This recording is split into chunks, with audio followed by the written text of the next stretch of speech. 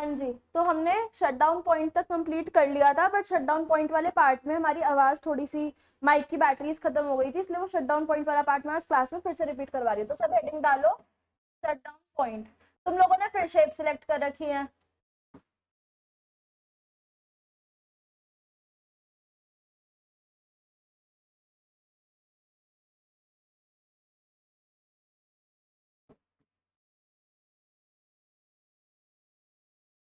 कल कोई और क्लास हुई थी मेरी वाली जगह पे?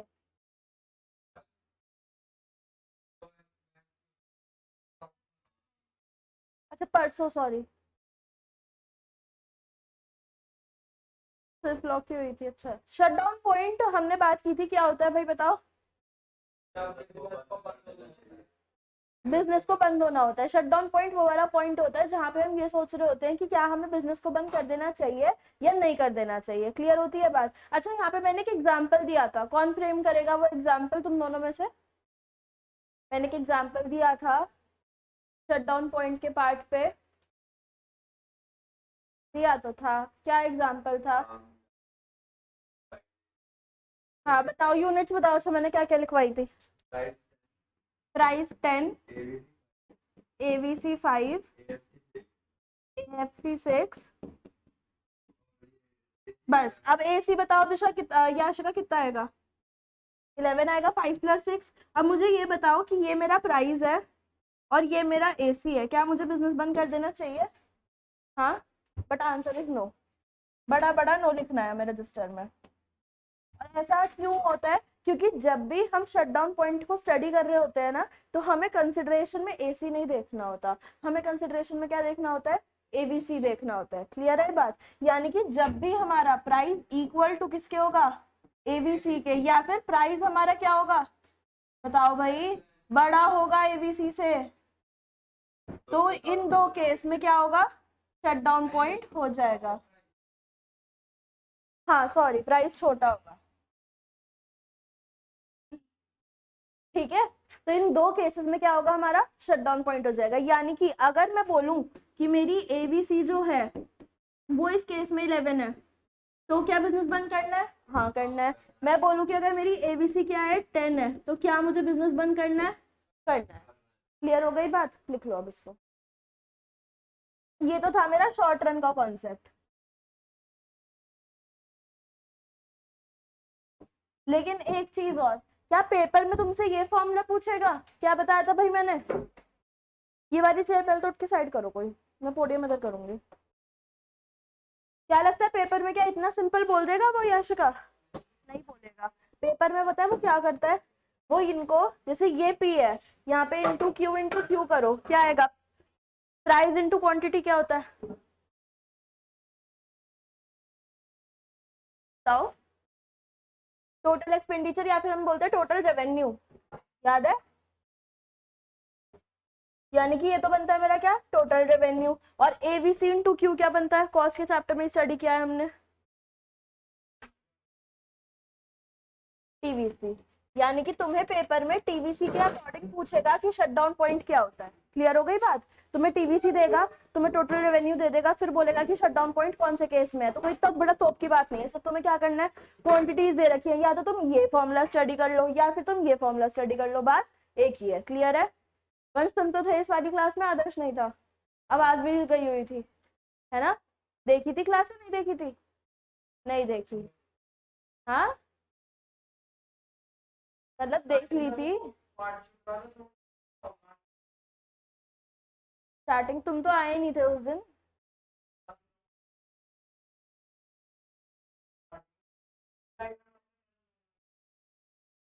कौन सा पार्ट नहीं हुआ भाई?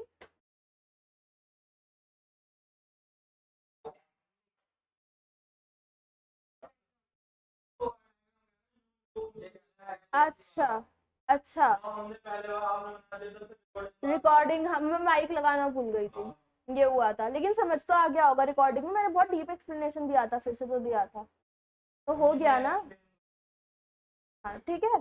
चलो, इतने वंश का स्टडी भी हो जाए, जब रिवीजन होगा तो एक्सप्लेन करेगा वंश अभी। ठीक है, पूरा लॉन्ग रन एवरेज कॉस्ट कर, आज वंश एक्सप्लेन करेगा हमें। ऐसा नहीं है, ये तो था मेरा किसका कॉन्सेप्ट, शॉर्ट रन का। अब हेडिंग डाल दो लॉन्ग रन की।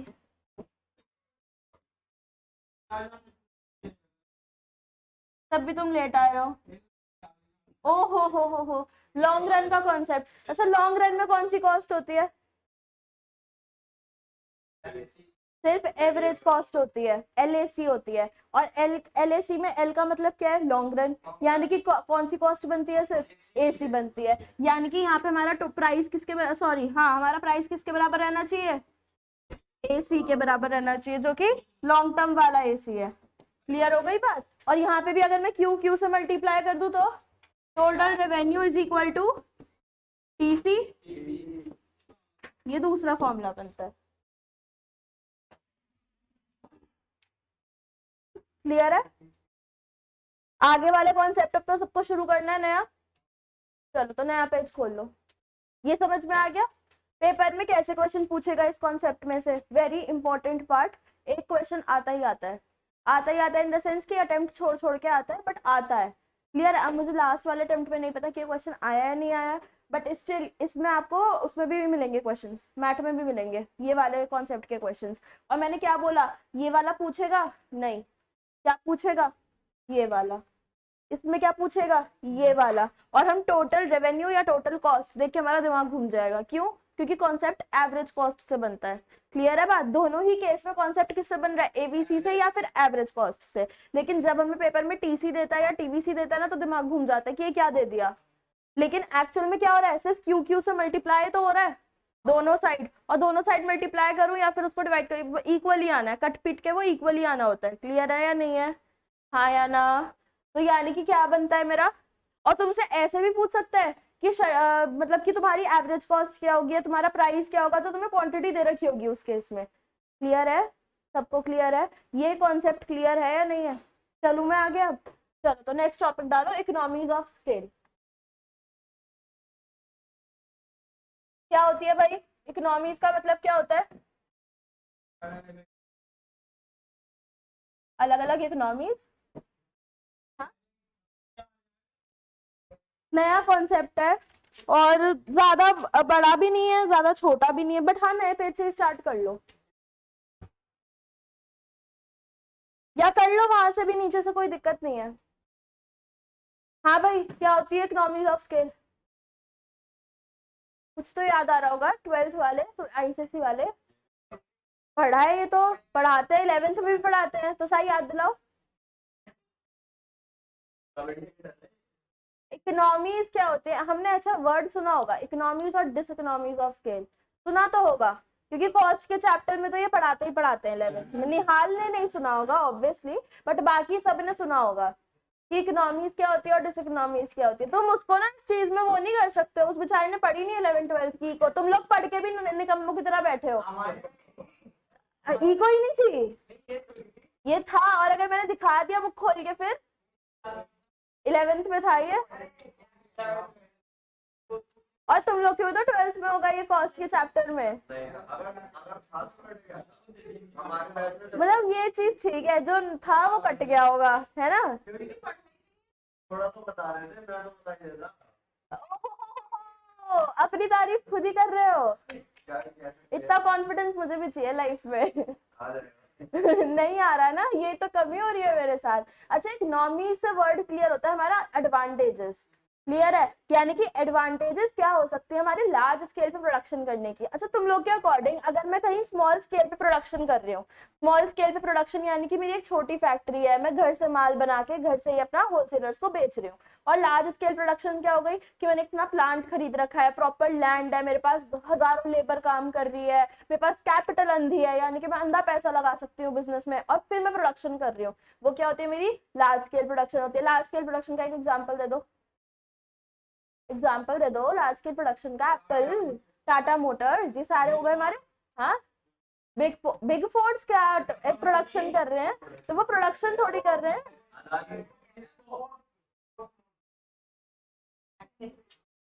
इतन बिग कहाँ आ रहा है फिर। हाँ, अडानी अंबानी, मतलब जो तुम्हारा रिलायंस इंडस्ट्रीज वाला पार्ट हो गया पूरा, क्योंकि उनके अलग अलग वेरिएंट्स हैं, है ना। मतलब तुम्हारा ऑटोमोबाइल्स का अलग है, और तुम्हारा ये एयरटेल और ये सब, सॉरी जियो, मतलब बहुत अलग अलग वेरिएंट्स है। रिलायंस के कपड़े अलग आते हैं, ज्वेलरीज अलग आती हैं, है ना। रिलायंस ज्वेल्स अलग है, रिलायंस का तुम्हारा कपड़ों का अलग है। तनिष्क, तनिष्क रिलायंस का पार्ट है? नहीं, तनिष्क रिलायंस का नहीं है, टाटा का है तनिष्क। तनिष्क तो टाटा का है, उनका तो अपना है ना रिलायंस ज्वेल्स। अंबानीज का तो अपना है ना रिलायंस ज्वेल्स, यहाँ पे भी है तो शोरूम अम्बेडकर रोड पे। रिलायंस ज्वेल्स के नाम से है ना उनका, तनिष्क नहीं है उनका। तनिष्क टाटा प्रोडक्ट है, आता भी है लिखा हुआ टाटा प्रोडक्ट, इसीलिए। तो मिक्स मत करो ऐसे, क्योंकि ये पता है बीसीके में था एक्चुअल में। तुम, हाँ ये चीजें आती थी बीसीके में, तभी तो मजा आता था बीसीके को पढ़ने में, क्योंकि वहां पे सारी जनरल नॉलेज की चीजें होती थी। वो पूरा हट गया, तुम्हारी इकोनॉमिक्स हो गई 100 नंबर की, और वो पहले 40 नंबर की आती थी। बहुत सही स्कोरिंग होती थी वो, बहुत सही स्कोरिंग। बीसी के तुम्हारे में भी नहीं है, बिजनेस तुम्हारे में मैनेजमेंट है। जो बीसी के था वो था बिजनेस कमर्शियल नॉलेज, और जो इनके में है वो है बिजनेस मैनेजमेंट। मैनेजमेंट है तुम्हारी पूरी 12th, 12th की पूरी बीएसटी उन 4-5 चैप्टर्स में है। नहीं तुम्हारे में नहीं, 12th की पूरी बीएसटी। तुम्हारे में इंग्लिश थी ना लॉ में, तुम्हें अभी तो ये लग रही है उसके मजे हैं इस चीज में, मजे हैं उसकी, सीरियसली बता रही हूँ। 40 नंबर का पेपर आएगा उसका इसमें, 40 नंबर, सोच सकते हो 12th का कॉन्सेप्ट 40 नंबर में आ रहा है। और मैनेजमेंट वो भी रद्दड़, जिसको हमें रटा हुआ होता है हमारे दिमाग में, स्टाफिंग क्या होता है, कंट्रोलिंग क्या होता है, ये क्या होता है, वो क्या होता है। तो 40 नंबर के आएंगे पेपर में, वही तो मैं कह रही हूँ, 40 नंबर के आएंगे पेपर में, और एमसीक्यू वैसे हैं। तो तुम्हारे भी एमसीक्यू ही है इकोनॉमिक्स में तो।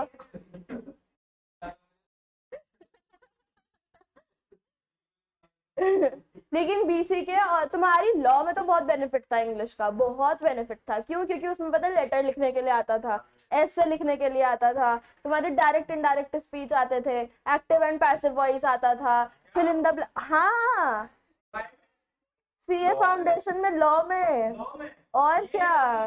ये आती 40 नंबर की, 40 नंबर की।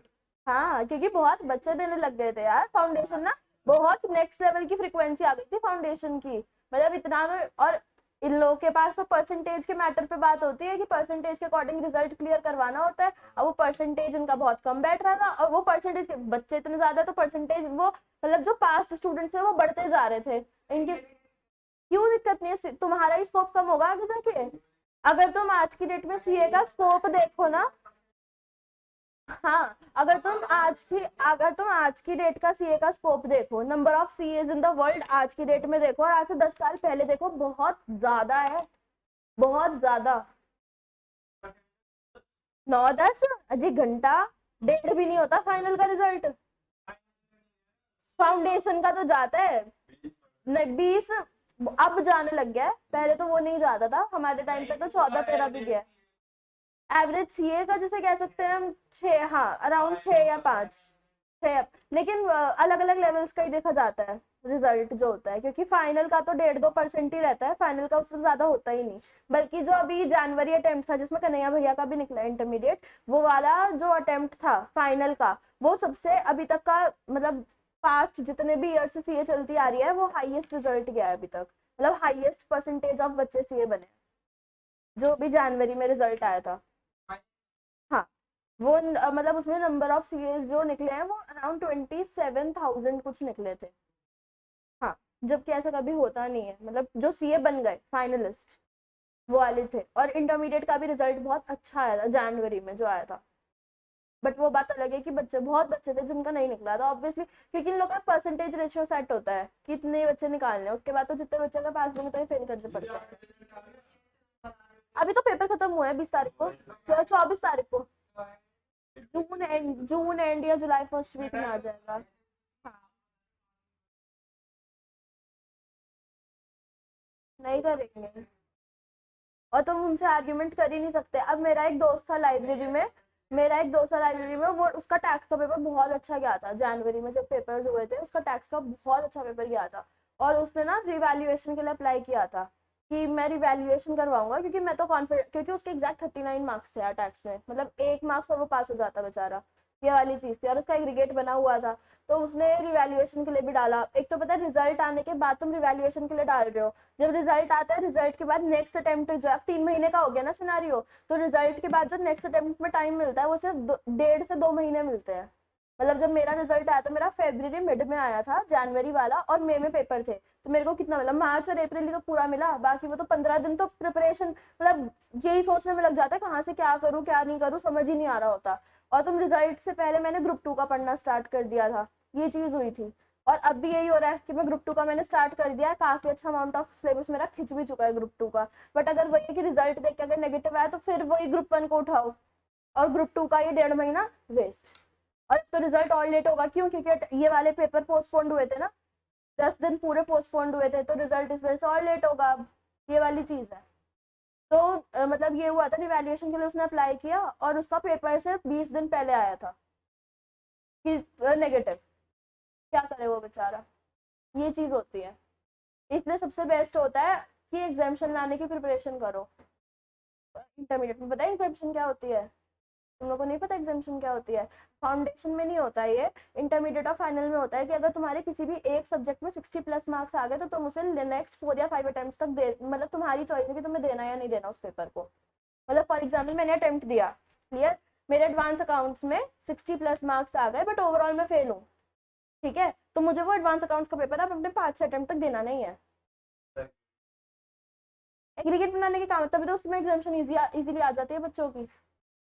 अगर उस पर 60+ आ गए तो तुम्हें नेक्स्ट अटेम्प्ट में सिर्फ 200 नंबर का पेपर देना है, क्लियर, ये होता है सिनेरियो। तो ये इंटर और फाइनल में तो बहुत होती है कि बच्चों की जैसे प्रिपरेशन पूरे ग्रुप की नहीं है, तो वो एक सब्जेक्ट को इतना स्ट्रॉन्ग कर लेते हैं, इतना स्ट्रॉन्ग कर लेते हैं, जबकि वही पेपर फिर उनकी लगा देता है पेपर में। क्योंकि ये चीज होती है, जिस पेपर में तुम ज्यादा डरते हो ना, वो पेपर तुम्हारा सबसे अच्छा जाता है, और जिस पेपर में तुम कॉन्फिडेंट हो वो पेपर कतई अच्छा नहीं जाएगा। ये आगे तक के लिए बता रही हूँ मैं, ये साइकोलॉजिकली होता है, ये मेरे साथ भी हुआ है। मैं एडवांस अकाउंट्स में इतनी कॉन्फिडेंट थी ना, इतनी कॉन्फिडेंट जिसे कहते हैं, मैंने इतनी प्रैक्टिस की थी कि इसमें तो एग्जामिशन ही लाऊंगी, इतनी मेहनत की थी मैंने सीरियसली। और एडवांस अकाउंट्स के पेपर में मैं बिल्कुल सिली मिस्टेक्स करके आई हूँ, बिल्कुल सिली मिस्टेक्स। और ये मान लो उन सिली मिस्टेक्स के बाद मेरी बैलेंस शीट मैच कर रही थी। सब छोड़ो, मतलब पेपर इस तरह से सेट होता है कि आईसीआई को पता है कि तुम ये करना करके ये कर सकते हो, तो वो आंसर उस हिसाब से सेट करके देते हैं कि तुम्हारा गलत आंसर भी है ऑप्शन में, और तुम्हारा वो निकलेगा जरूर, और तुम क्या करोगे, उसे दोबारा ट्राई करोगे नहीं, तुम गलत वाला टिक। और एमसीक्यू, एक एमसीक्यू 2 नंबर का होता है, 15 एमसीक्यू 30 मार्क्स की वैल्यूएशन इंटरमीडिएट में।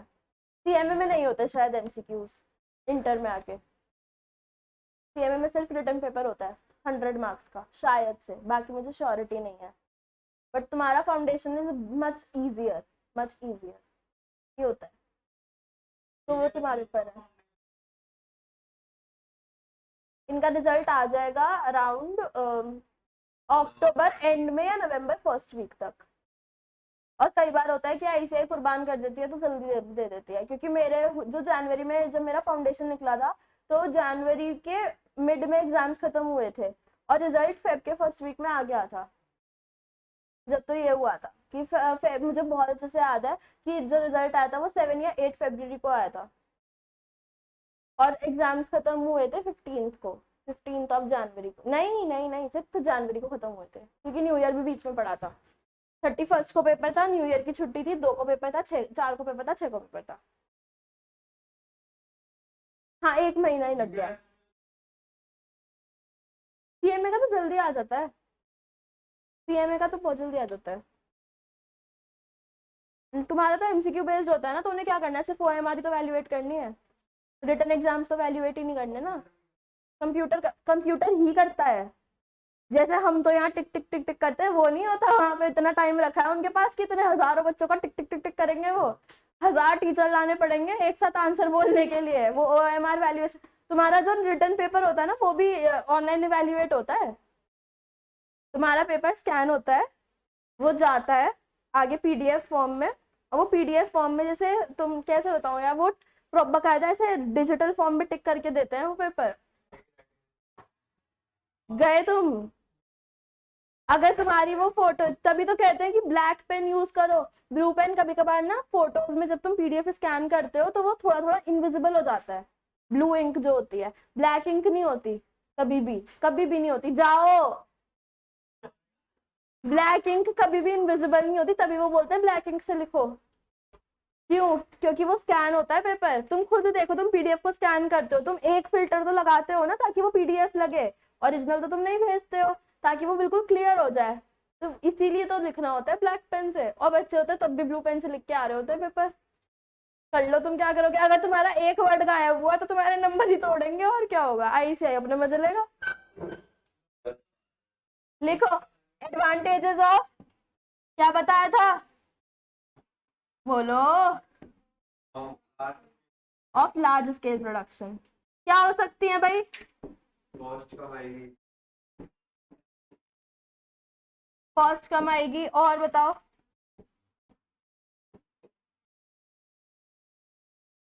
यानी कि एक तरह से देखा जाए तो मेरा आउटपुट अगर बढ़ रहा है तो मेरी कॉस्ट ऑफ प्रोडक्शन क्या हो रही है, घट रही है।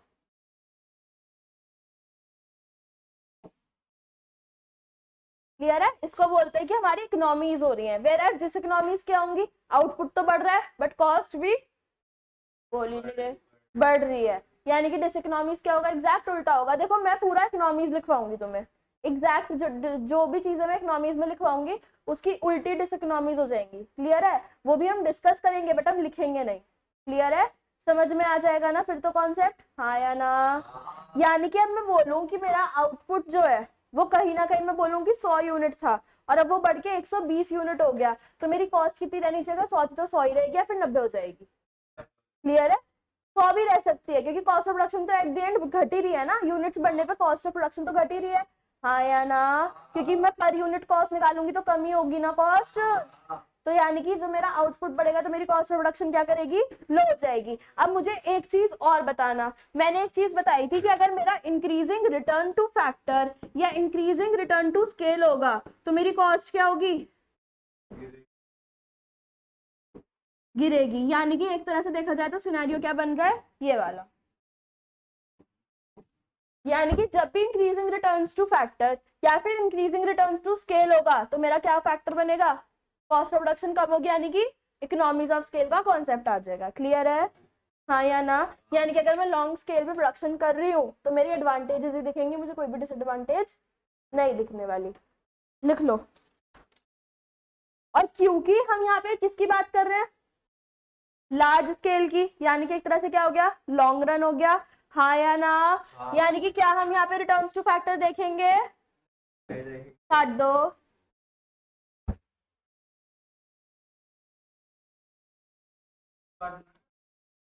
क्या काटना है, रिटर्न्स टू फैक्टर बोला है, काट दो ताकि तुम्हें याद रहे। हाँ हाँ, ताकि तुम्हें याद रहे। और इसको अगर काटना होता है ना अलग पेन से काटा करो, नहीं तो तुम्हें ऐसा लगेगा कि तुमने कोई मिस्टेक कर दी है। मैं तभी कट पूरा ऐसा लगवाती हूँ क्योंकि ये कट कभी हम कॉपी में जनरली नहीं लगाते हैं कोई वर्ड गलत होने पे। क्लियर है? तुम्हें ये नहीं लगना चाहिए इस कट से कि वर्ड गलत है, ये नहीं, ये इसीलिए कट है क्योंकि तुम्हें ये याद नहीं रखना और तुम ये याद रख सकते हो। क्लियर है? आगे चलूं?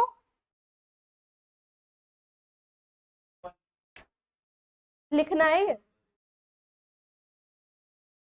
क्यू का मतलब क्या है भाई, आउटपुट,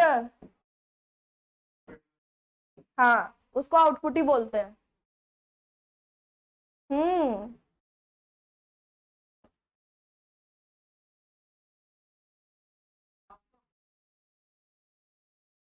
हाँ बेटर है। एक तो ये हुआ मेरा चश्मा ना टूट गया बर्थडे से एक दिन पहले, मतलब जिस दिन मैं यहाँ आई थी कोचिंग उसके एक दिन पहले मेरा चश्मा टूट गया। अब वो पता ही नहीं कैसे टूटा, तो उसकी डंडी अलग हो रखी है। और हाँ नहीं यार वही तो दिक्कत है, मेरा भाई भी नहीं है अब तो घर पे, मेरा भाई भाई भी गया हुआ है बाहर, वो चश्मा टूटा कैसे रात को, रखा रखा टूट गया, आत्मा आ गई उसके अंदर। नहीं, चश्मा भी दूसरे रूम में था, जिस रूम में मैं सो रही थी उस रूम में चश्मा भी नहीं था, वो तब भी टूट गया, पता नहीं कैसे टूटा। अब वो क्या हुआ, मेरा ये वाला चश्मा मेरा इससे पहले वाला चश्मा है, अब इसका नंबर जो है वो थोड़ा कम है, उसका तो मैं थोड़ा ज्यादा, मैं बढ़ गया था नंबर, आई टेस्ट करवाई थी। अब 2 दिन जब मैंने पहले दिन ये चश्मा लगाया, उस दिन पूरे दिन जब मैं यहाँ पे आई थी, मेरा सिर्फ बिल्कुल ऐसा हो गया कि अब नहीं हो रहा मुझसे बर्दाश्त।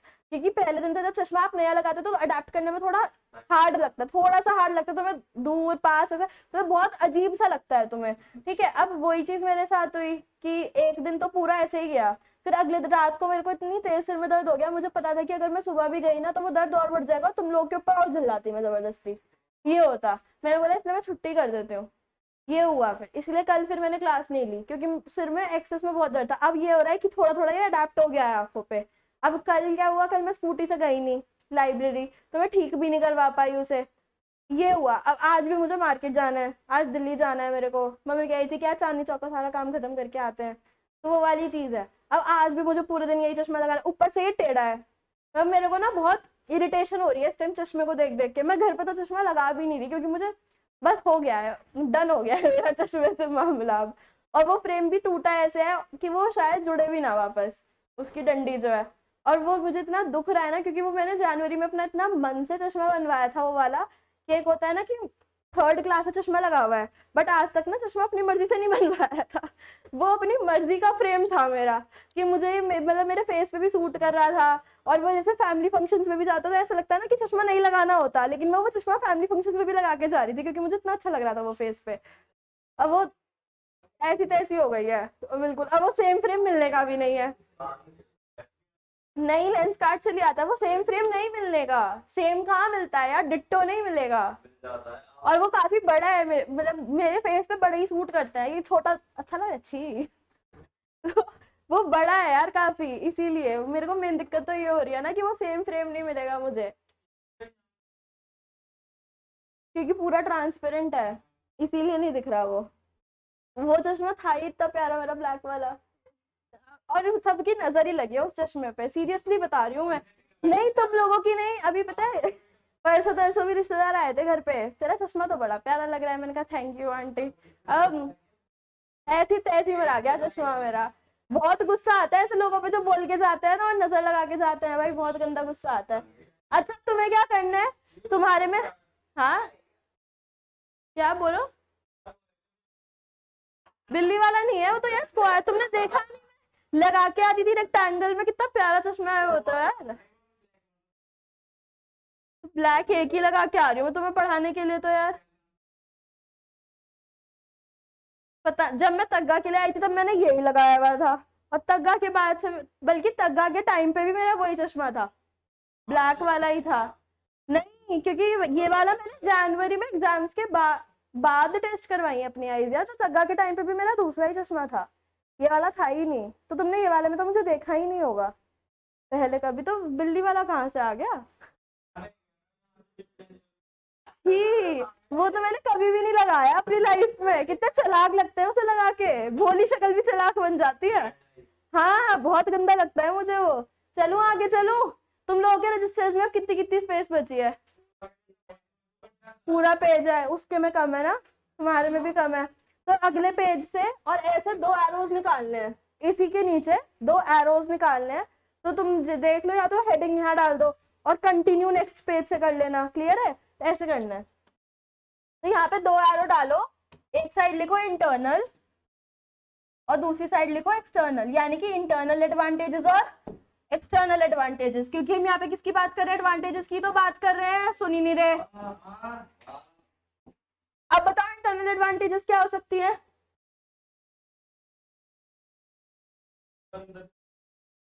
अंदर अंदर अंदर अंदर कहाँ हो रही है भाई, एक्रू टू फर्म ओनली, यानी कि बेनिफिट्स किसको मिल रहे हैं, सिर्फ फर्म को। लेकिन एक्सटर्नल में क्या होगा, सबको जैसे, हाँ तो बेसिकली यहाँ पे आते हैं कि जनरल एडवांटेज जो होती है ना, ये सारी फर्म्स को मिलती हैं,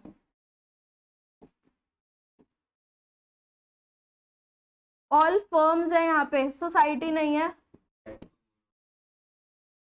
अच्छा मुझे ना एक चीज याद आई थी कि हाइलाइटर हम कर सकते हैं, पता है कैसे? ऐसे किया और हम इसके ऊपर लिख दे, आए हाय, इसके ऊपर लिख दिया, दिख ही नहीं रहा वो, ब्लैक से दिख जाएगा ना।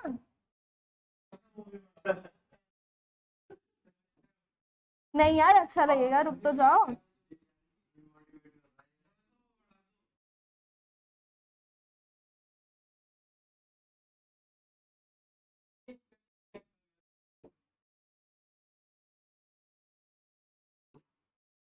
अब दिख रहा होगा।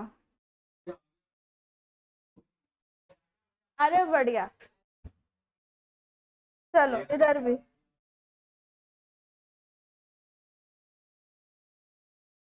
पता है, करना बहुत जरूरी होता है हाईलाइट, तुम लोग करते नहीं हो।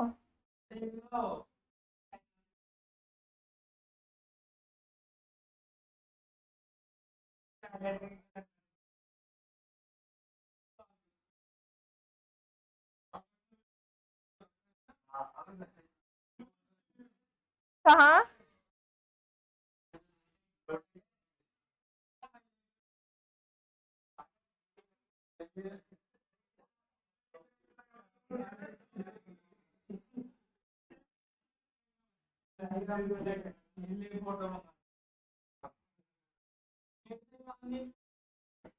किसने क्या सेम क्या बनाया है? कहाँ? अच्छा जैसे तुमने कर रखा है। अरे भाई, आए हाय, हद है, बिल्कुल हद।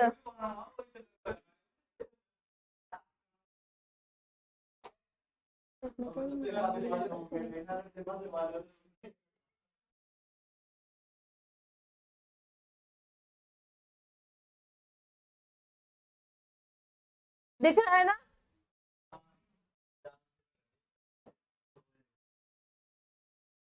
पहला लिखो।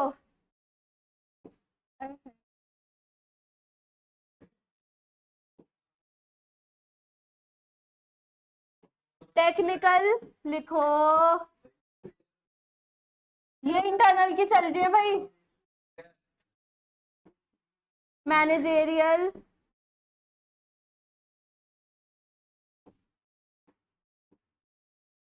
टेक्निकल कैसी हो सकती है एडवांटेजेस? मैं बोलूंगी लिखना तुम्हें, मैं पॉइंट्स लिखूंगी, बट जो अंदर का पार्ट है मैं एक्सप्लेन करूंगी, लेकिन लिखना तुम्हें है। क्लियर है या नहीं है? लिख लो पहले लो। कमर्शियल,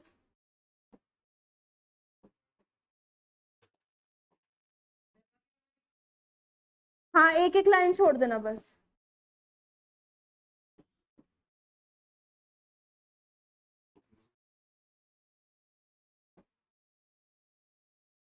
ये 4 पे ही क्यों नहीं हो रहा यार? इतने सारे नहीं बनाए। चलो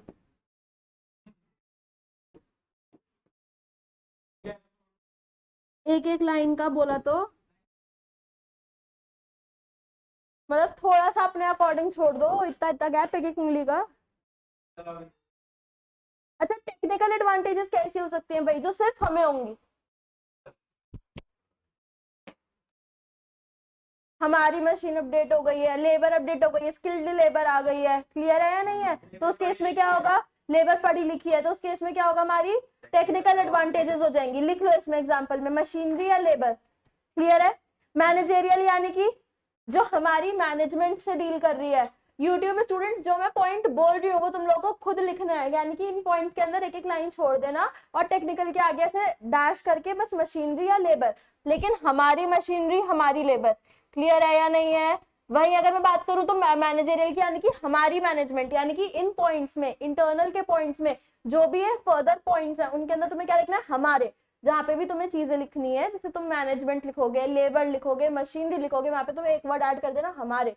क्यों? क्योंकि ये सिर्फ हमें मिल रही है और किसी को ये एडवांटेजेस नहीं मिल रही है। क्लियर है या नहीं है? वही अगर मैं बात करूँ कमर्शियल की, तो कमर्शियल में क्या हो सकता है भाई बताओ?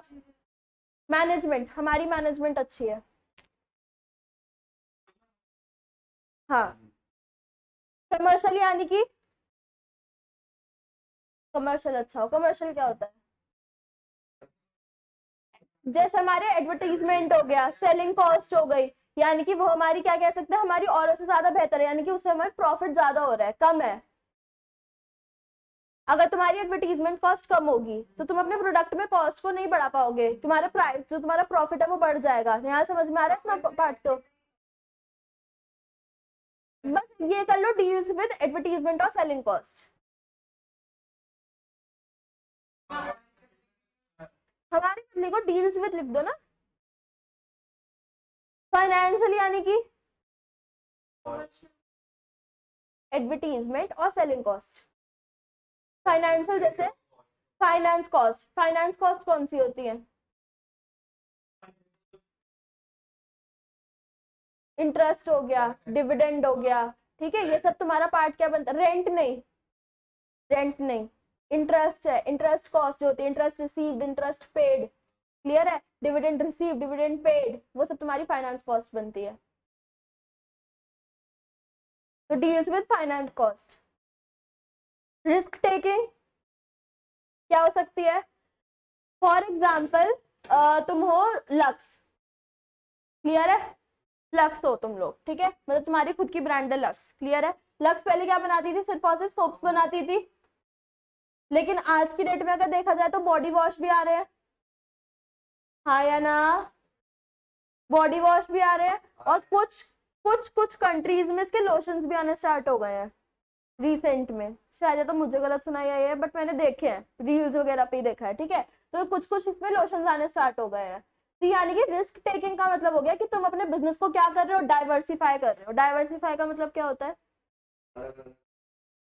नए सेगमेंट्स बनाना, उसको बोलते हैं डाइवर्सिफाई। डाइवर्सिफाई करना यानी कि तुम पहले सिर्फ एक प्रोडक्ट बना रहे थे अपनी ब्रांड का, लेकिन अब तुम 2 या 3 प्रोडक्ट्स बना रहे हो अपनी ही ब्रांड के। क्लियर है? हाँ या ना? यानी कि अगर मैं देखा जाए तो जो हमारी पेप्सी है वो बिलोंग करती है आरजे कॉर्प को। क्लियर है? आरजे कॉर्प का मैंने बताया भी था तुम लोग को लास्ट क्लास में कि पेप्सी हो गया, केएफसी का ब्रांड हो गया, क्रीम बेल हो गया, ठीक है, ये सारे क्या बनते हैं तुम्हारे? एक तरीके से देखा जाए तो आरजे कॉर्प के पार्ट बनते हैं। यानी कि आरजे कॉर्प क्या कर रहा है? अपने बिजनेस को डाइवर्सिफाई कर रहा है, यानी कि पहले वो सिर्फ पेप्सी के सेगमेंट में था, अब वो यहाँ पे भी आ गया, यहाँ पे भी आ गया, यहाँ पे भी आ गया। क्लियर है?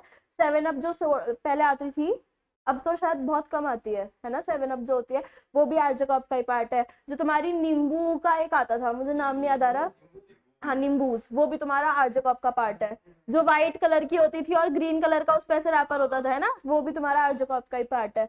ये सब मिरिंडा, मिरिंडा ये भी आरजे कॉर्प का पार्ट है। तो ये सारे क्लासिफिकेशन है जो उनकी कोल्ड ड्रिंक की डाइवर्सिफिकेशन है। क्लियर है? तो यानी कि रिस्क टेकिंग का बेसिक मतलब क्या होगा यहाँ पे? डाइवर्सिफाई करना। तो अगर तुम्हें लिखना है तो ये चार्ट ऐसा बना लो एक रिस्क टेकिंग वाले कॉलम में। क्वेश्चन वो ऐसे ही पूछता है कि ये इकोनॉमीज है या डिस इकोनॉमीज है, या फिर तुम्हें इकोनॉमीज में ऑप्शन दे देगा ये वाला एक, और डिस इकोनॉमीज के 3-4 दे देगा, फिर तुमसे बोलेगा कि इकोनॉमीज कौन से पार्ट में है। क्लियर है? रिस्क टेकिंग एडवांटेज कैसे हुआ? क्योंकि तुम अगर रिस्क टेकिंग लोगे, अगर तुम्हारा बिजनेस ग्रो कर गया तो तुम्हारा प्रॉफिट ज्यादा ही है, और अगर तुम्हारा ग्रोथ नहीं भी किया तो भी लॉस किया है, तुम्हारे और बिजनेस तो चल ही रहे हैं ना उस प्रॉफिट को कवर अप करने के लिए। पता है, अगर तुम बिजनेस का नाम देखोगे ना तो बिजनेस होता ही रिस्क टेकिंग है। अगर तुम बिजनेस बोलो तो बिजनेस होता ही रिस्क के ऊपर है। अगर तुम बड़े बड़े बिजनेसमैन को देखो, जैसे फॉर एग्जांपल मेरे पापा थे, ठीक है, मेरे पापा फिलहाल अब किसी और चीज में है, बट वो पहले स्टेशनरी का बिजनेस करते थे, काफी अच्छा होलसेल में बिजनेस था हम लोगों का। और जो जीडी गोइंग स्कूल है, डीडीपीएस है, डीपीएस है, उसमें वो जो पेपर सप्लाई होती थी वो हमारी होती थी उस पॉइंट पे, और बड़ी कंपनीज में भी होती थी। फेविकॉल की वो थी, मैं जिससे वो होता है ना कि पार्टनरशिप थी या ऐसा, मतलब सॉरी, तुम लोगों ने जो अंडर लेते हैं अपने, एजेंसी थी, ये होता था। तो क्या होता था कि सारा बिजनेस जो चलता है ना वो क्रेडिट पे चलता है। तुम किसी भी अगर बिजनेस को उठा के देखो, है किसी के घर में बिजनेस है? सबके पापा जॉब करते हैं, कोई बिजनेस नहीं करता। बिजनेस है, कन्फेक्शनरी शॉप है, तो अगर तुम लोगों ने देखा हो तो बिजनेस ना क्रेडिट पे चलता है, यानी कि किसी और से पैसा उठाया, अपना माल भरा, और तुम्हें जब तुम्हें माल का पैसा रिसीव हो गया तब तुम उसकी पेमेंट कर रहे हो। कि 1 महीने का टाइम ले लिया या 1.5 महीने का टाइम ले दिया। फॉर एग्जाम्पल अगर कपड़ों का बिजनेस देखें तो कपड़ों के बिजनेस में क्या होता है कि तुम माल उठा लाए और तुमने बोला कि जितना बिक जाएगा उतना तो मैं बेच दूंगा, तुम्हें पैसे वापस कर दूंगा, जितना मेरा नहीं बिका इस पर्टिकुलर पॉइंट ऑफ टाइम में उतना मैं माल तुम्हें वापस कर दूंगा। ये होता है जनरली, मेरी मम्मी ने किया था, बीच में स्टार्ट किया था उन्होंने ये भी, बट यहाँ है ना ऐसे चलता नहीं है। वो बड़े होलसेलर्स के साथ अगर तुम्हारी डीलिंग हो तो वो चल जाता है, बट वैसे नहीं चलता रिटेल मार्केट में। उसमें ये होता है कि तुमने माल उठा लिया, फॉर एग्जाम्पल बेडशीट्स हो गया, पिलखवा में ना हैंडलूम मार्केट है बहुत बड़ी, तो इसलिए मुझे इन चीजों के बारे में नॉलेज है। वहाँ पे क्या होता है कि तुमने बेडशीट का बिजनेस स्टार्ट करना है, फॉर एग्जाम्पल आकर्ष को स्टार्ट करना है। आकर्ष क्या करेगा, पिलखवा जाएगा, वहाँ पे किसी बहुत बड़े बड़े डीलर्स है, वहाँ बहुत बड़े बड़े, हाँ बहुत बड़े बड़े डीलर्स है वहाँ पे पिलखवा में। तुम वहाँ जाओगे, तुम उनसे बोलोगे कि मुझे अपना रिटेल बिजनेस स्टार्ट करना है, क्लियर है, तुम अपना पूरा सब डिटेल्स वगैरह उन्हें लिखवा दो कि ऐसे ऐसे मैं करूंगा या ये है वो। ट्रस्ट फैक्टर चलता है देखो इन चीजों में, क्लियर है। तो वो क्या करेगा, तुम्हें माल दे देगा। फॉर एग्जाम्पल उसने 100 बेडशीट तुम्हें दे दी, हाँ या ना, समझ में आ गया इतना। उसने तुम्हें 100 बेडशीट दे दी। अब 100 बेडशीट देने के बाद तुमने उसे बोला कि भैया मैं ये लेके जा रहा हूँ, मतलब फॉर एग्जाम्पल वो 100 बेडशीट बैठती थी 1 लाख रुपए की, एग्जाम्पल, सिर्फ एग्जाम्पल, इतनी तो नहीं बैठती ऑब्वियसली, 1 लाख रुपए की बैठी। तुमने बोला भैया 10,000 की पेमेंट तो भी ले लो, क्योंकि इतना तो हमें कॉन्फिडेंस है कि इतना तो बिकी जाएगा, कि भाई 5 बेडशीट तो बिकी जाएंगी, क्लियर है। तो तुम 10,000 रुपए तो तुमने दे दिए, बाकी तुमने बोला कि भैया जितना माल मेरा नहीं बिकेगा ना उतना तो मैं तुम्हें वापस कर दूंगा, और जितना मैं बेच दूंगा या जितना मुझे रखना होगा उसके पैसे तुम्हें दे दूंगा जब बिक जाएगा तब, क्लियर। अब वो तुम्हें दे देगा। अब तुम क्या करोगे, 1 महीने का उसने टाइम दे दिया कि तुम 1 महीने के अंदर तुम्हें माल बेचना है या फिर वापस कर देना है। तुमने 1 महीने का पीरियड अपना निकाला तुम्हारी एग्जाम्पल 50 बेडशीट्स बिक गई, क्लियर, तुम्हें प्रॉफिट भी हो गया, तुमने अपना प्रॉफिट रख के बेचा, 100 रुपए या 10 रुपए पर बेडशीट या जितना भी तुम्हें रखना था तुमने वो बेच दिया, प्रॉफिट तो तुम्हारा हो गया। लेकिन जो बची हुई पेमेंट है, यानी कि 1 लाख रुपए की जो पेमेंट है वो तुम्हें उसे देनी है। और फॉर एग्जाम्पल तुमने 50 बेडशीट्स बेची हैं तो 50,000 रुपए तो तुमने उसको दे दिए, बाकी 50,000 का माल तुमने उसको वापस कर दिया। ये होता है क्रेडिट का बिजनेस। तो ये सारा किस पे, रिस्क टेकिंग पर ही तो है, हाँ या ना। जो वो माल दे रहा है उसके लिए तो रिस्की है, पता चला भाग गया माल लेके, फिर होता है नहीं होता।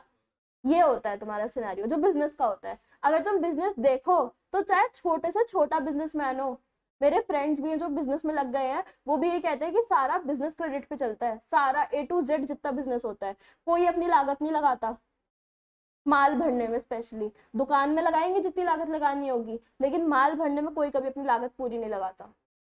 जब बिकता है या फिर उसे कॉन्फिडेंस आ जाता है कि बिक ही जाएगा, तब वो पैसा देता है, उससे पहले वो पैसा नहीं देता, चाहे तुम कितने ही बड़े से बड़ा बिजनेसमैन देख लो। इसीलिए आज की डेट में बिजनेस लॉसेस में चलते हैं। क्यों? क्योंकि ज्यादा से ज्यादा मार्केट अब ऑनलाइन शिफ्ट हो गया है, A to Z जो मार्केट है वो ऑनलाइन की तरफ शिफ्ट हो गया। अब तुम एक चीज बताओ, ये चीज मेरे साथ घर में एक्सपीरियंस किया है मैंने। पापा जो पेन बेचते थे, रोरीटो का जो 5 रुपीज का पेन आता था, हाँ या ना, तुम्हें 5 रुपीज का पड़ता था, वो एक्चुअल में हमें 4 का पड़ रहा है खरीदारी में।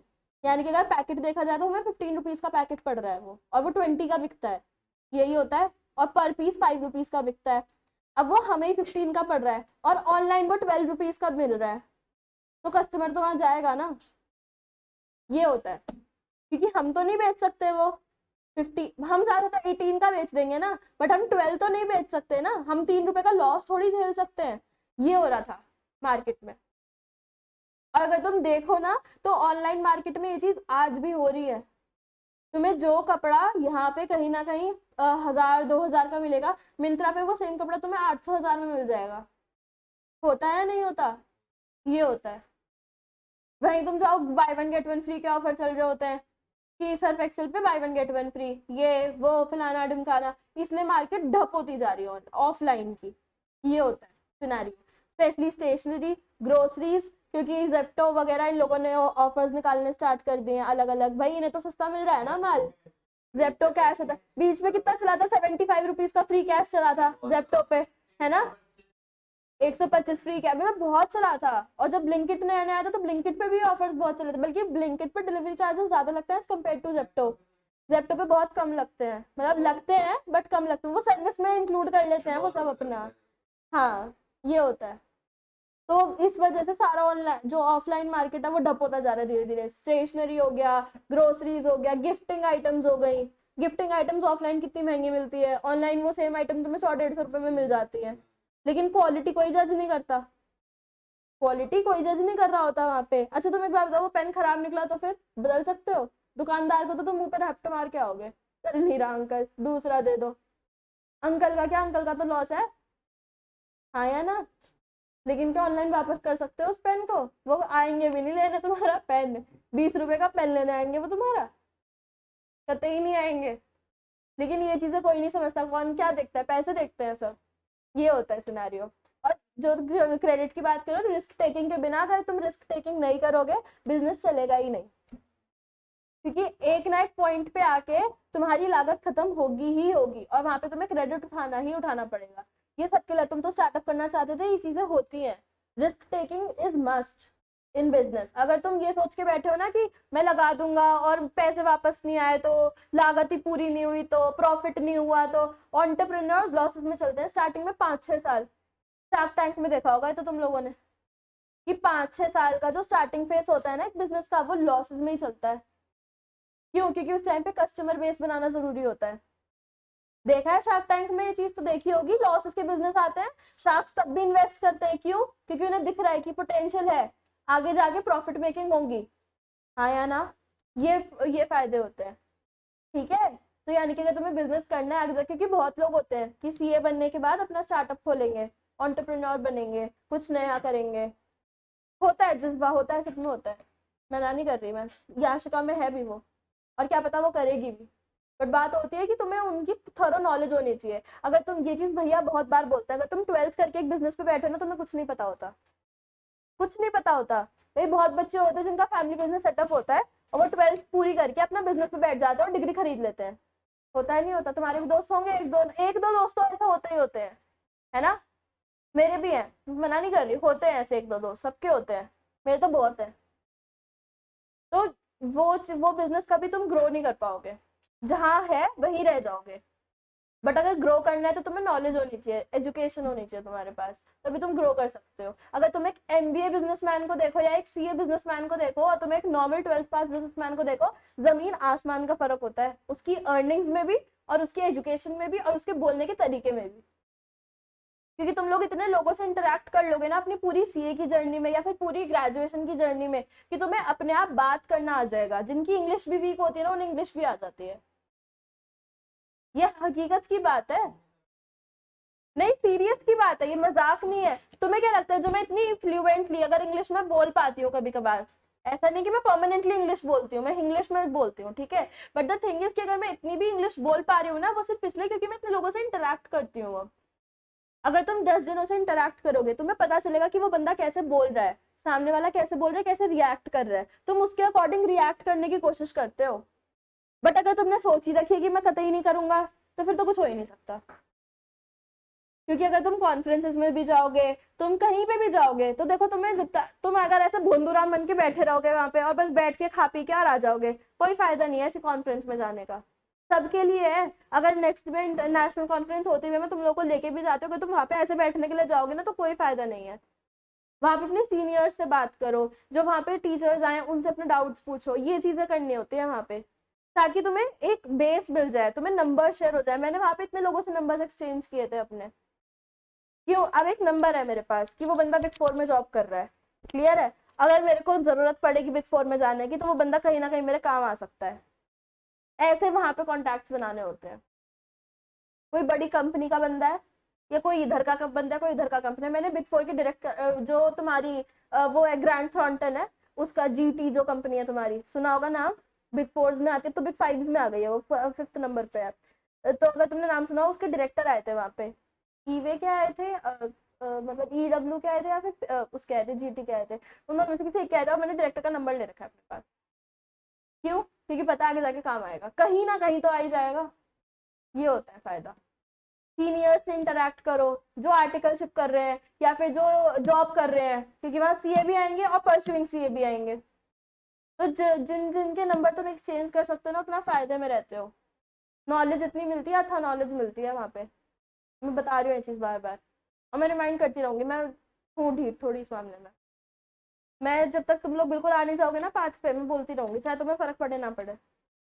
बट ये चीज है कि तुम्हें इंटरेक्ट करना आना चाहिए, बहुत जरूरी है आज की डेट में। नहीं तो कुछ नहीं होगा, खाली बैठ के वापस आओगे। ये होता है। ऐसी कॉन्फिडेंस में जा रहे हो जैसे फॉर एग्जाम्पल पंच की एग्जाम्पल दे रही हूँ, है नहीं ये नहीं बोल रही, फॉर एग्जाम्पल तुम्हारी इंग्लिश वीक है, तुम नहीं कर पा रहे इंटर, कोई नहीं हिंदी में करो, वहां पे हिंदी तो है भाई, मातृभाषा है, सबको आती है। फिर और ऐसा तो बिल्कुल भी तुम नहीं हो कि तुम्हें थोड़ी बहुत इंग्लिश भी नहीं आती, मत बोलो, इंग्लिश में बोलो ना, ताकि सामने वाले पे इम्पैक्ट पड़े, क्या बंदा तो कॉन्फिडेंट है, तुम्हारा कॉन्फिडेंस दिखना चाहिए। अगर मैं तो फॉर एग्जाम्पल भैया पढ़ा रहा है, मैं पढ़ा रही हूँ, कन्हैया भैया पढ़ा रहे, कोई भी पढ़ा रहा है, अगर हम ही थोड़े से ढीले पड़ जाएंगे ना पढ़ाते टाइम, तो तुम लोग तो अपने आप ढीले पड़ जाओगे। ये चीज होती है नहीं होती है? यानी कि सामने वाले को फील मत कराओ कि तुम्हें समझ में नहीं आ रहा या तुम अनकंफर्टेबल फील कर रहे हो, तुम कुछ सामने वाले को मत फील कराओ, तुम खुले रहो उसके सामने। अच्छा ऐसा भी होता है, ओ ये करना होता है, ये हकीकत है, कुछ समझ नहीं आ रहा, अच्छा अच्छा ठीक है, हाँ मैं पढ़ूंगी इसके बारे में, ये होता है।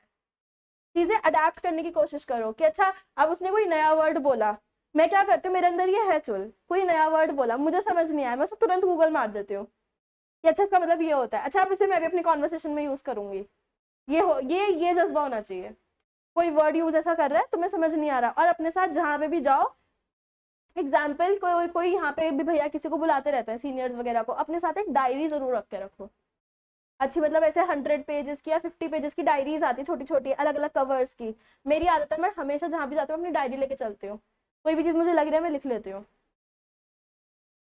ये चीज करके चलो, अपने साथ एक डायरी जरूर रखो, उसमें अपने भी नोट्स बनाते रहो कि मुझे ये करना चाहिए, ये मेरे विजन बोर्ड है, ये है वो है। भाई विजन बोर्ड बनाने के लिए मेरे पास तो नहीं है ना तो टाइम ना एफर्ट, क्योंकि मुझे पता है मैं हक दूंगी, बट द थिंग इज तुम अपनी डायरी में हर चीज लिख सकते हो। मेरी तो आदत है डायरी मेंटेन, और ये चीज भैया को पता है, मैं लैपटॉप पे भी कोई और अगर मुझसे डायरी लिखने को बोल दे, मैं फटाफट लिखती चली जाऊंगी नॉन स्टॉप। लैपटॉप नहीं चलता मुझसे इतना, मैं सिर्फ क्लासेस के लिए रख रखा है मैंने लैपटॉप अपने पास। जब भैया कहते ना ये काम कर दे, मैं बोलती भैया किसी और से करा लो, सॉरी मेरे से होता ही नहीं। तुम ये मान लो मैंने वर्ड भी भैया से चलाना सीखा है, तुम सोच सकते हो, वर्ड वो भी भैया से चलवाना सीखा है मैंने। मुझे इतना भी लैपटॉप नहीं आता था, मैं कंप्यूटर से बहुत दूर भागती हूँ, पता नहीं क्यों, सीरियस की बात है, ये भी तुमने सिखाया थोड़ा बहुत जो सिखाया मेरे को, क्यों? क्योंकि मुझे हैबिट ही नहीं है, मैं डायरी में खुश हूँ अपनी, ये होता है। चलो अब बताओ फर्म्स के अकॉर्डिंग क्या एडवांटेजेस हो सकती हैं? मैंने बोला यहाँ पे सिर्फ तुम्हें हो रही है, सिर्फ तुम्हारी फर्म को हो रही है, सिर्फ तुम्हारे बिजनेस को हो रही है। तुम बड़ी एक तुरानगर की मार्केट में बैठे हो, सिर्फ कपड़ों की दुकान है सारी, और सिर्फ तुम्हारी दुकान को प्रॉफिट हो रहा है, वो इंटरनल है। मैंने बोला लेकिन जितनी दुकानें लाइन से तुरानगर में है सबको एडवांटेज हो रहा है, तो क्या है? एक्सटर्नल। कैसे हो सकती है? हाँ water supply, advancement in technology, लेकिन वो टेक्नोलॉजी किसके लिए आई है? सबके लिए आई है, लिखो। अच्छा एक बात बताओ, तुम्हारा रॉ मटेरियल बहुत सस्ता हो गया, एग्जाम्पल सीमेंट का प्राइस ही कम हो गया, तो क्या होगा? सबको ही तो प्रॉफिट होगा। तो लिखो एग्जाम्पल में यहाँ पे क्या, cheaper raw material, advancement in technology, लेकिन वो किस में हो रही है? सबके लिए हो रही है। ब्रैकेट में सब डाल दो।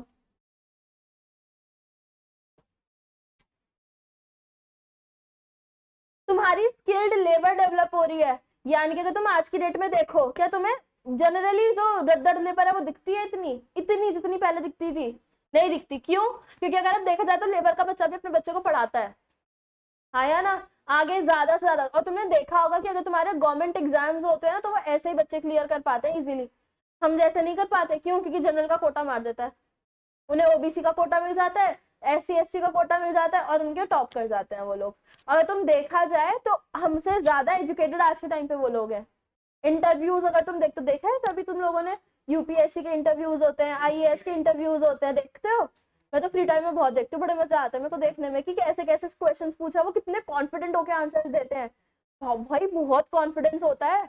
और मैं कहती हूँ कि अगर जैसे वो लोग मना कर देते हैं कि sorry I can't handle this question, वो बोल देते हैं, मुंह पे बोल देते हैं, बहुत कॉन्फिडेंटली बोलते हैं। अगर मैं उनकी जगह होती मैं तो झिझक जाती बिल्कुल, और वहां रोने और लग जाती, मुझे आंसर नहीं आ रहा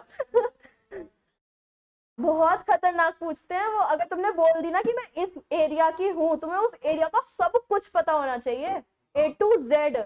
अगर उन्होंने पूछा तुम्हें कहाँ पोस्टिंग चाहिए, तुमने बोल दी यहाँ, तो तुम्हें वहां का वेदर तक पता होना चाहिए कि आज की डेट पे क्या वेदर है, कल क्या वेदर था, परसों क्या वेदर था, वहां कौन कौन सी इंडस्ट्रीज हैं, हर चीज पता होनी चाहिए A to Z टिप्स पे। मतलब ये चीज पता है सीए में भी होती है बकायदा, उन्होंने बोला था, मैं डायरेक्टर बता रहे ना, तो मैं आए थे वहां पे, उन्होंने भी बोला था अपने रेज्यूमे में, अपने सीवी में कोई भी चीज ऐसी मत लिखो जो तुम्हें ना आती हो। बच्चे क्या करते हैं, लिख देते हैं। सर बता रहे थे एक केस, मैं तुम्हें बताती हूँ, जब बात खुली है तो वो केस क्या था, वहां पे एक स्टूडेंट आता है सर के पास, डायरेक्टर्स ही इंटरव्यूज लेते हैं जनरली, जो होता है board of directors he interviews लेते हैं, और वो बताते हैं इंटरव्यू हुआ, उस बच्चे ने लिख रखा था कि वो इंटरेस्टेड है स्टॉक मार्केट में, बहुत इंटरेस्टेड है स्टॉक मार्केट में। उन्होंने सिर्फ एक क्वेश्चन पूछा कि BSE में इस स्टॉक का रेट क्या चल रहा है, वो बच्चा नील था। कुछ कुछ कंपनीज ऐसी होती है जो टॉप पे ही चल रही होती है, कुछ कंपनीज होती है ना जो तुम्हारे विजन बोर्ड पे से हटती ही नहीं है, तो वो ऐसी नॉर्मली रेट पूछा कि BSE पे क्या रेट चल रहा है इस कंपनी का, वो बच्चा नील बैठा रहा कि क्या इंटरेस्टेड हो आप स्टॉक मार्केट में, नहीं हो आप इंटरेस्टेड, जाओ। सीरियसली वो भगा देते हैं ऐसे। अपने रेज्यूमे में ऐसी चीजें लिखो जिसमें तुम्हारी एक्सपर्टीज हो, जो चीज, क्योंकि क्या होता है जब तुम अपना रिज्यूमे बना रहे होते हैं ना, तुम्हारी स्किल्स जो होती है वो बहुत सारी दिखती हैं, ये भी आता है, ये तो मैं कर लेता हूँ, टाइम पास में तो ये हो ही जाती है। रेज्यूमे में अगर पूछ लिया है, वो इंटरव्यू में पूछ लिया है ना, हेकड़ी बाहर आ जाएगी। सीरियसली बता रही हूँ मैं, और वो पूछ लेते हैं, मेरे को तो उस दिन पता चला अच्छा ऐसा भी होता है, मैं तो भर देती हूँ यार कुछ भी। सीरियसली मैं तो भर देती हूँ, जब मैंने इंटर्नशिप की थी मैंने बहुत चीजें भरी थी उसमें कि ये मेरी स्किल्स और ये फलाना ढिमकाना। अब पता चलता है भाई नहीं नहीं भरना चाहिए, अगर इंटरव्यू किसी दिन हो गया ना मेरे तो लग जाएंगे। सीरियसली होता है ये। एक बच्चे से पूछा गया था कि तुम्हें कौन सी फील्ड में जाना, उसने बोला ऑडिट की फील्ड में जाना है, सर ने बोला वैकेंसी नहीं है, कहते सर कोई ना आप मुझे किसी भी वैकेंसी किसी भी उसमें डाल दो फील्ड में। कहते जब बच्चा यही कॉन्फिडेंट नहीं है कि उसे किस फील्ड में जाना है, तो हम ऐसे बच्चे को क्यों रखें अपने आर्टिकलशिप पे। वो बिग फोर है, बिग फोर, इंडिया की टॉप मोस्ट कंपनीज, क्यों रखेंगे वो तुम्हें ऐसे। वो कहते कि वैकेंसी थी, क्यों मना नहीं की, क्योंकि बच्चे का देखना था। बच्चे को क्या लेना चाहिए, सर नहीं मुझे तो ऑडिट में जाना है, आप मेरा रिज्यूमे कैंसिल कर दो, मैं दूसरी कंपनी में जा रहा हूँ, ये जज्बा होना चाहिए। और बच्चे क्या बोलते हैं बिग फोर के लालच में, सर कोई सी भी फील्ड दे दो, बस दे दो, और वो चीज वर्क नहीं करती। ऐसे ऐसे क्वेश्चन पूछते हैं वो लोग इंटरव्यू में, जैसे IAS के क्वेश्चन होते हैं ना, ऐसे ही घुमा फिरा के ये कर देते हैं मामला सेट पूरा। बताओ भाई और क्या हो सकती है। लेबर की बात चल रही थी, अगर हमारी लेबर स्किल्ड हो गया, आज की डेट में देखा जाए तो सारी लेबर्स क्या है, स्किल्ड है, हाँ या ना, हाँ या ना। यानी कि कहीं ना कहीं अगर देखा जाए तो लेबर ज्यादातर भी अगर देखा जाए हमारी फर्म जो है वो सर्विस सेक्टर में ज्यादा जा रही है, हाँ या ना। सर्विस सेक्टर जैसे तुम्हारा इंजीनियरिंग हो गया, तुम्हारा डॉक्टर्स हो गया, सब सर्विसिंग सेक्टर्स ही तो होते हैं। प्रोड्यूसिंग सेक्टर्स कौन से होते हैं, मैन्युफैक्चरिंग इंडस्ट्रीज, वहां पे भी अगर देखा जाए ना तो लेबर बहुत कम दिखती है आज की डेट में। तुम्हें सुपरवाइजर्स वगैरह की जॉब्स, मैनेजर्स की जॉब, इसके लिए तुम्हें बहुत वैकेंसीज, मतलब वैकेंसी कह रही हूँ, बहुत लोग दिखेंगे जो अप्लाई कर रहे होंगे, बट एज अ लेबर बहुत कम। ज्यादातर लेबर हमारी फिर नेपाल से, इधर बिहार साइड, वेस्ट बंगाल साइड, यहाँ की लेबर इधर माइग्रेट करती है जॉब्स पाने के लिए, क्यों, क्योंकि वहां पे इंडस्ट्रीज बहुत कम है। ये होता है, यानी कि डेवलपमेंट ऑफ स्किल्ड लेबर अगर होगी तो वो advantage as a whole of the economies होगी, तो पॉइंट लिख लो इसको भी, ये डेवलपमेंट ऑफ स्किल्ड लेबर, या फिर इंक्रीमेंट ऑफ स्किल्ड लेबर, कुछ भी लिख लो। हमारी क्लास थोड़ी स्पिरिचुअल ज्यादा हो जाती है बीच में, है ना, बट वो तुम्हें सिखाएगी यार बाद में, इसलिए मैं भी फिर खुद को नहीं रोकती।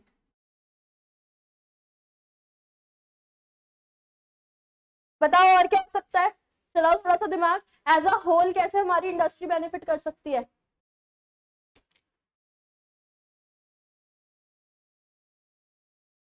बोलो, थोड़ा तो दिमाग लगाओ। सारे बिल्कुल चुप बैठे हैं।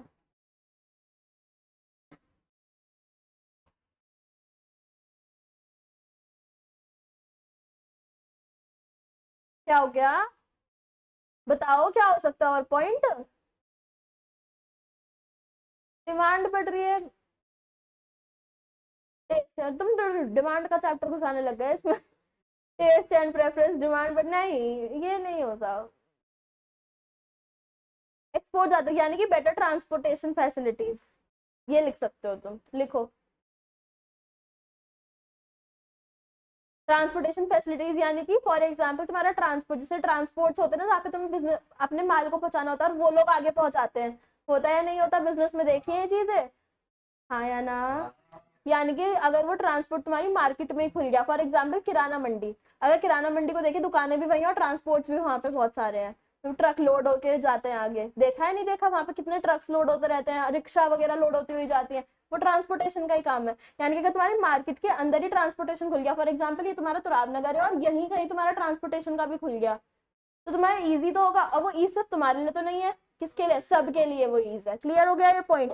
नेक्स्ट लिखो तुम्हारा इन्फॉर्मेशन का इजी एक्सेस। अगर तुम्हें सारी इन्फॉर्मेशन यानी कि तुम्हारे कॉम्पिटिटर्स की सारी इन्फॉर्मेशन का तुम पे इजीली एक्सेस है, तो वो सबके लिए है ना, ऐसा तो नहीं सिर्फ तुम्हारे लिए है। यानी कि इन्फॉर्मेशन और इजी एक्सेस ऑफ इन्फॉर्मेशन भी तुम्हारा क्या पार्ट बनता है, ऑल फर्म्स के एडवांटेजेस का पार्ट बनता है। लिख लो। तुम्हारी मार्केटिंग फैसिलिटीज ज्यादा है, अच्छी है, ऑल ओवर ग्रोथ हो रही है। For example place, product, price, यानी कि अगर तुम एक चीज देखो, अगर तुम लैक्मे की तुम लैक्मे का कोई प्रोडक्ट देखो और तुम मार्स का कोई प्रोडक्ट देखो, याशिका अच्छे से समझ पाएगी, तो रेट में बहुत 1-2 रुपए का अंतर होता है नहीं होता, ज्यादा रेट का फर्क नहीं होता। मतलब ब्यूटी प्रोडक्ट्स, मार्स है एक कंपनी और लैक्मे एक कंपनी है, नाम तो सुने होंगे दोनों ने, लैक्मे सुना है, मार्स नहीं सुना, अभी नई नई कंपनी है, नई नई है, थोड़ी सी नई नई है। चलो तुम कोई और वो ले लो, ब्रांड्स ले लो दो कोई जो बहुत अच्छी कॉम्पिटिटर्स हैं आपस में और रेट सेम है। पेप्सी, थोड़ा बड़ा सोचो, हाँ सही बात है, बड़ा सोचो। ऑडी, बीएमडब्ल्यू, रेट में तो यार फर्क है यार, बहुत फर्क है। हाँ दैट्स गुड, डोमिनोज और पिज्जा हट, बल्कि पिज्जा हट भी महंगा ही है, बट हाँ मार्गरीटा वगैरह तो सेम सेम से रेट के होते हैं ना, जो मैनियाज होते हैं और मार्गरीटा वगैरह। नहीं मैनिया तो सबके सेम ही रेट के होते हैं, 100 to 150।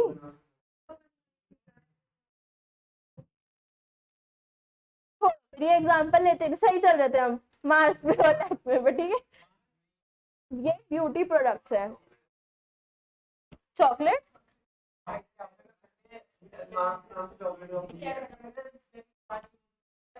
किनले की आती है, दैट्स गुड, किनले और बिस्लरी, किनले और बिस्लरी, या फिर वेदिका, बल्कि वेदिका महंगी होती है ना, तो किनले और बिस्लरी दोनों 20-20 रुपए की आती हैं, दोनों 1-1 लीटर की बोतल होती है, तो they are strong competitors. Clear है। यानी कि अगर उन दोनों का इजी एक्सेस ऑफ इन्फॉर्मेशन होगा तो तुम्हारे लिए इजी होगा। और मार्केटिंग फैसिलिटीज क्या, प्लेस हो गया, तुम्हारा प्रोडक्ट सेम है, प्लेस सेम है, तुम्हारा प्राइस सेम है, तो सब चीजें तुम्हारी मार्केटिंग फैसिलिटीज होती है वो तुम्हारी एनहांस करती हैं। क्लियर है या नहीं है।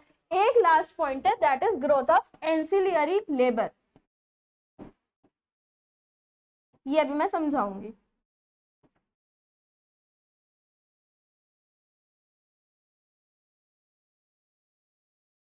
एंसिलियरी लेबर भी नहीं लिखो, एंसिलियरी इंडस्ट्रीज लिखो। एंसिलियरी का मतलब होता है सपोर्टिंग। भाई तुम्हारी सपोर्टिंग इंडस्ट्रीज कौन कौन सी हो सकती है, रॉ मटेरियल और एग्जाम्पल स्टील हो गया, प्लास्टिक हो गया, जो जनरली प्लास्टिक बेच रही है, प्लास्टिक जो होता है ना वो लिक्विड फॉर्म में भी बिकता है, देख पता है तुम लोगों को, वो शेप लेता है अपनी, जो प्लास्टिक होता है वो शेप लेता है, अक्सर जैसे आयरन होता है वो भी तो शेप ही तो लेता है, तुम पिघला के ही तो बनाते हो आयरन को कुछ भी, ऐसे तुम्हारा प्लास्टिक होता है वो भी लिक्विड फॉर्म में होता है और उसको तुम्हें शेप देनी होती है, पहले पिघला दो पूरा उसको तो और फिर उसको शेप दे दो। जैसे जो बड़े बड़े ड्रम्स बनते हैं ना वो भी ऐसे बनते हैं, लिक्विड वाले होते हैं और उसके ऊपर वो जब होती है और वो जम के वो पूरी प्लास्टिक बन जाती है। पता है इसके बारे में तुम लोग को, पता था प्लास्टिक लिक्विड फॉर्म में होती है, नहीं पता था, मैंने अब बता दिया। क्लियर। हाँ लेकिन एंसिलियरी का मतलब होता है सपोर्टिंग, यानी कि जो जनरल लेवल पे प्लास्टिक बेच रही है या फिर जो जनरल लेवल पे स्टील दे रही है, आयरन दे रही है तुम्हें, आयरन के ओर्स दे रही है, वो सब चीजें तुम्हारी क्या होती है, एंसिलियरी इंडस्ट्रीज। यानी कि अगर एंसिलियरी इंडस्ट्रीज ग्रोथ करेंगी तो उस केस में तुम्हें ही प्रॉफिट होगा, तुम्हारे साथ साथ और ज्यादा फर्म्स को भी प्रॉफिट होगा। क्लियर है। अब डिसइकोनॉमीज की हेडिंग डालो और डिसइकोनॉमीज के अंदर सिर्फ एक पॉइंट लिखो, disadvantages of large scale production, या फिर इसको तुम एक तरह से मैं आगे कर दूं, हेडिंग डालो डिसइकोनॉमीज।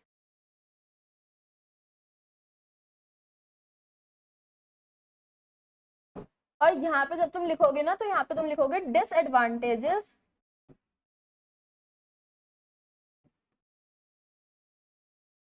When production is beyond optimum level. Optimum level क्या है भाई?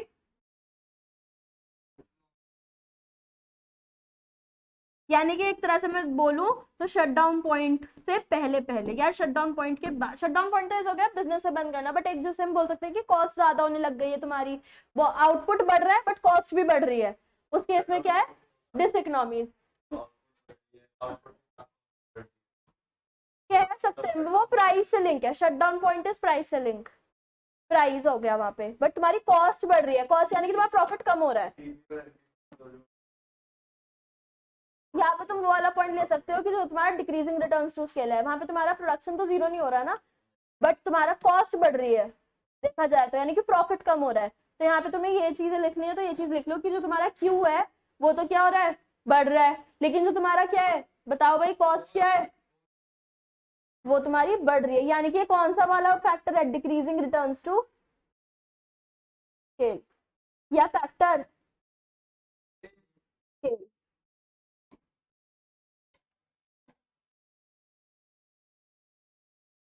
इसमें भी दो एरोस डाल देना, इंटरनल एक्सटर्नल, और इंटरनल के नीचे सेम उल्टा लिख दो और उधर भी सेम उल्टा, मतलब लिखो मत पूरा पूरा, बस लिख दो उल्टा एज इकोनॉमिक, इकोनॉमीज वाला concept.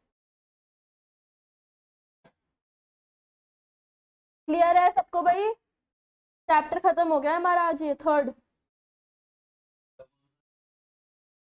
Different types of market, perfect competition, imperfect competition, monopolistic.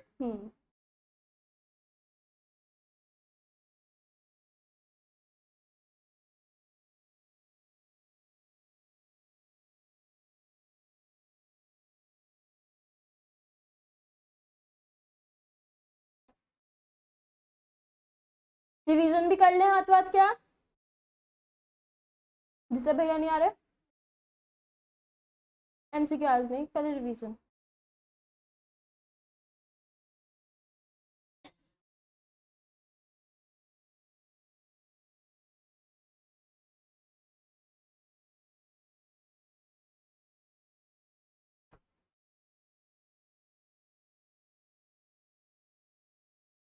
क्या पता तुम्हारे रजिस्टर कम पड़ जाए, 10 चैप्टर हैं 3 ही हुए हैं, 10 चैप्टर हैं 3 हुए हैं।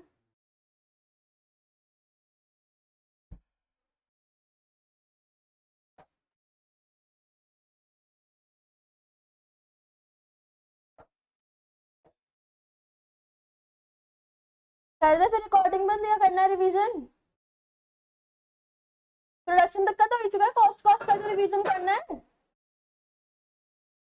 अरे अरे ज्यादा हो गया अरे अरे भाई ज्यादा जल्दी हो गई जाने की, अभी तो लॉ की भी क्लास है, सनी की लॉ की क्लास नहीं है मैं तो सोच रही थी मैं एग्जिट करने चला गया ये। अरे चलो तो फिर रिवीजन स्टार्ट करते हैं, ठीक है? कॉस्ट का 10 मिनट में हो जाएगा इजीली रिवीजन। हाँ प्रोडक्शन तक का तो रिवीजन हमारा हो चुका है, वीडियो भी अपलोडेड है। हाँ या ना? नहीं प्रिपेयर्ड? नहीं देखा, एक तो आ गया प्रिपेयर्ड नहीं, और बताओ कौन प्रिपेयर्ड नहीं है फर्स्ट के रिवीजन? ओ बेटे कितनी जल्दी हाथ उठाए हैं, अरे अरे अरे कितने जने रिवीजन के लिए प्रिपेयर्ड नहीं है? उठाओ याशिका हाथ उठाओ, उठाओ उठाओ उठाओ वीडियो नहीं बन रही, मैं तो यार काम नहीं हो सकते मेरे कुछ और, हद है। कब होगा रिवीजन? सेकंड चैप्टर का भी नहीं हुआ अभी तक, सेकंड का करा लो, सेकंड का तो टेस्ट होगा सीधा सरप्राइज।